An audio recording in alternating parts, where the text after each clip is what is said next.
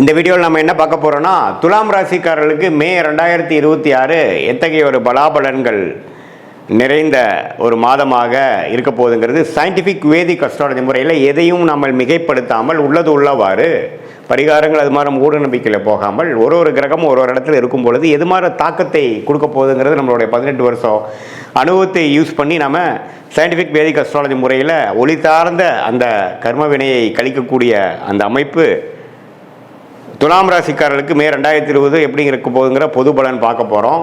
இப்போ பாருங்கள், துலாம் ராசிக்காரர்களுடைய அதிபதியாகிய துலாம் ராசியோட அதிபதியாகிய சுக்கிரன் பார்த்திங்கன்னா ராசியவே மே முதல் 2 வாரம் பார்த்து 8ஆம் இடத்துல ஆட்சி பலம் பெற்றுகிறார்.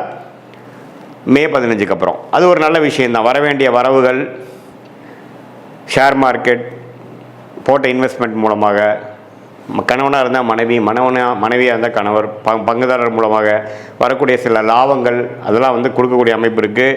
துலாம் ராசிக்காரர்கள் கொஞ்சம் நல்ல லாபங்கள் வரக்கூடிய அமைப்புகள், பிரச்சனை இல்லாத அமைப்புகளாக இருக்குது. இதுவரை செவ்வாய் 6ஆம் இடத்துலேருந்து சில பிரச்சனைகள், உடல் உபாதைகள், சனியோடு சேர்ந்து பிரச்சனை கொடுத்துட்டு இருந்த செவ்வாய் 7ஆம் இடத்துக்கு வருகிறார். ஸோ அதனால் கொஞ்சம் உடல் உபாதைகளால் பாதிக்கப்பட்ட சீனியர் சிட்டிசன் துலாம் ராசிக்காரர்களுக்கெல்லாம் கொஞ்சம் நிவர்த்தி வரக்கூடிய, உடல் ரீதியான சில தொந்தரவுகளிலிருந்து மீண்டு வரக்கூடிய அமைப்பு கண்டிப்பாக துலாம் ராசிக்காரர்களுக்கு இருக்குது. அது நம்ம தெரிஞ்சுக்கணும்.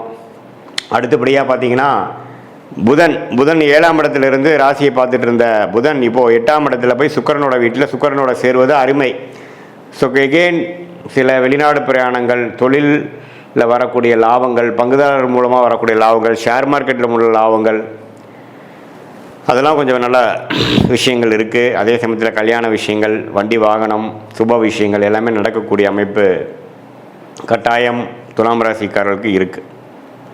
ஸோ சூரியனும் பார்த்திங்கன்னா 7ஆம் இடத்துல உச்சம் பெற்று ராசியை 7ஆம் இடத்துல இருந்தது பார்த்திங்கன்னா 8ஆம் இடத்துல மாறுறார். ஸோ அதுவும் ஒரு அருமையான அமைப்பு. ஸோ இது மூலமாக என்ன தெரியுதுன்னா, நிறைய இடமாற்றங்கள் உண்டு, சுப முதலீடுகள் உண்டு, வரவுகள் உண்டு, சில நிதி நிலைமைகள், பணம் போக்குவரத்து, வரவேண்டிய பணம் நமக்கு வரக்கூடிய அமைப்பு அதெல்லாமே கொஞ்சம் நன்றாக இருக்குதுன்னு சொல்லலாம்.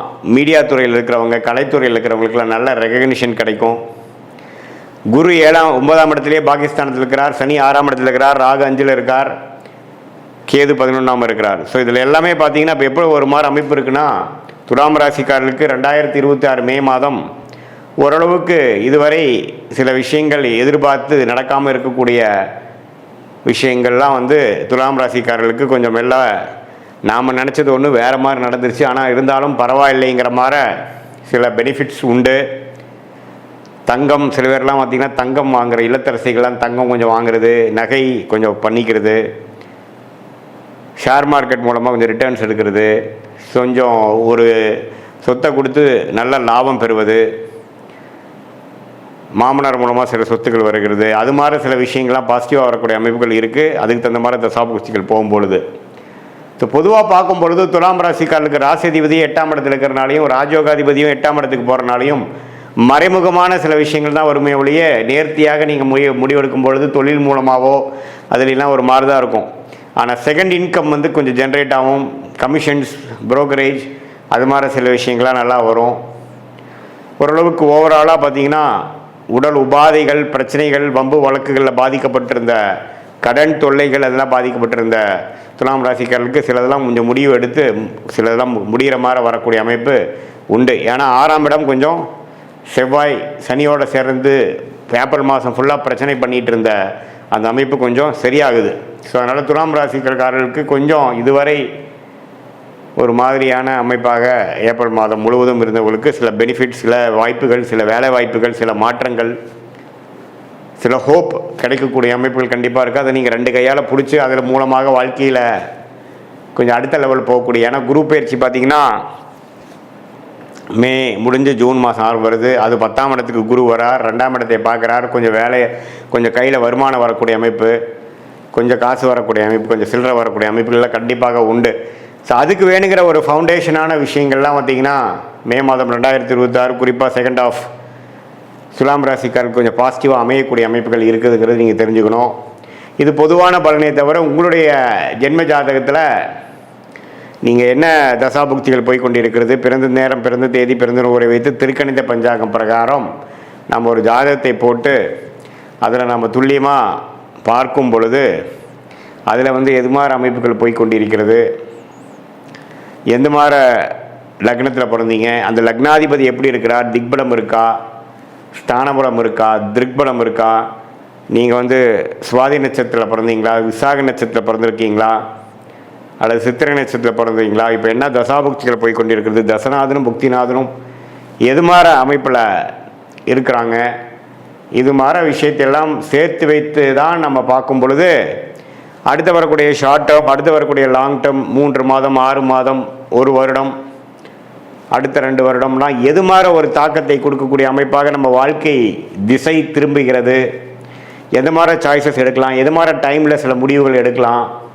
எந்த நேரம் எப்படி நம்ம காட்டுது, டிரான்சிஷன் பீரியட் எப்படி இருக்குது, நமக்கு வெளிநாடா உள்நாடா, அரசு உத்தியோகமா, வேலை, கார்ப்பரேட் ப்ரைவேட் செக்டாரா, தொழிலா, எது மாதிரி படிப்பு படிக்கலாம் நம்மளுடைய குழந்தைகள், எது மாதிரி விஷயங்கள் வந்து நமக்கு திருமண விஷயங்கள் எப்போ காட்டுது, எப்போ சுப விஷயங்கள் நடக்குது, திருமணத்தை எதிர்பார்க்குறவங்களுக்கு எந்த மாதிரி டைமில் அமைப்பு வருது, நமக்கு லேட் மேரேஜா ஏர்லி மேரேஜா, குழந்தை பேர் எதிர்பார்க்குறவங்களுக்கு எப்போ எப்படி வருது, எப்போ நம்ம ட்ரீட்மெண்ட்டு போகலாம், ட்ரீட்மெண்ட் தேவைப்படுதா, அதே மாதிரி எப்போ கடன் அடையும், எப்போ பிரச்சனையிலேருந்து மீண்டு வருவோம், எப்போ வந்து நம்ம வீடு வண்டி வாகனம் வாங்குவோம், வாழ்க்கையில் தேவையான ஒரு அத்தியாவசிய விஷயங்களுக்கும் இந்திய வேத ஜோதிடத்திலான அடிப்படையான அறிவியல் சார்ந்த ஒரு சாஸ்திரமாகிய சயின்டிஃபிக் வேதிக் அஸ்ட்ராலஜி முறையில் துல்லியமாக பலன்கள் எடுத்து அடுத்தடுத்து வரக்கூடிய காலகட்டங்களை பிரித்து பார்த்து நம்மளுடைய கர்மா என்ன சொல்லுது,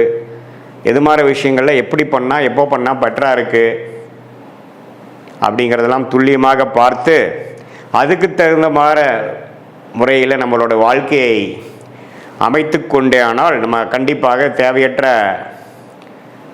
பொருள் விரயங்கள், தேவையற்ற சமய விரயங்களை தவிர்த்து எதிர்நீச்சல் போடாமல் வாழ்க்கையில் எளிதில் நம்மளால் வெற்றி பெற முடியும். அது மூலமாக நல்ல பலாபலன்களை நம்மளால் ஃபேஸ் பண்ணி தேவையற்ற மன கசப்புகள், விரக்திகள், தோல்விகளை தவிர்த்து அந்தந்த நேரத்தில் அந்தந்த விஷயங்கள் பொறுமையாக செய்து வாழ்க்கையில் எளிதில் நம்மளால் நம்மளுடைய கர்மாவின் பிராப்தங்கள் என்ன, தோஷங்கள் என்ன, யோகமான பிளானட்ஸ் என்னவாக இருக்குது, எந்த நேரம் வரைக்கும் நம்ம காத்து கொண்டு இருக்கணும், எப்போ நம்ம வேகமாக போகணும் அப்படிங்கிறதுலாம் சயின்டிஃபிக் வேதிக் அஸ்ட்ராலஜி முறையில் அந்த ஒளி தத்துவம், எது மாதிரி ஒளி கொடுக்கக்கூடிய கிரகமாகிய குரு, சுக்கிரன், பௌர்ணமி, சந்திரன், இதெல்லாம் நம்மளோட ஜாதகத்தில் எந்த நேரத்தில் வந்து செயல்படுகிறது, எப்போ வரைக்கும் காத்திருந்து நம்ம செயல்படலாம் அப்படிங்கிறதை தெரிந்து நம்ம செயல்படும் பொழுது வாழ்க்கையில் எளிதில் வெற்றி பெற முடியும் என்று சொல்ல விரும்புகிறேன். மீண்டும் மற்றொரு காணொளியில் சந்திப்போம். நன்றி, வணக்கம்.